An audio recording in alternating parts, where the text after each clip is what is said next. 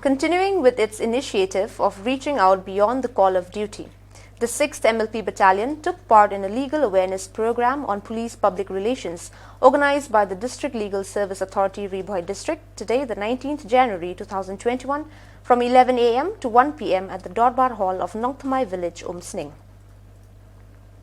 30 female members of various self-help groups SHGS forming the Nang Sanbha Village Organization took part in this legal awareness program.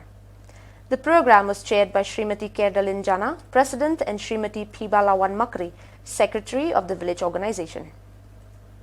The resource person for the program was Sri Frankie Nongbet, advocate member of the DLSA, who spoke on FIR, right of arrested persons, right to bail, right to legal aid, and Sri Lakardors M, MPS Commandant 6th MLP Battalion, who spoke on police public relations, bridging the gap. The program was concluded with a question and answer session where a number of doubts were cleared by the resource persons.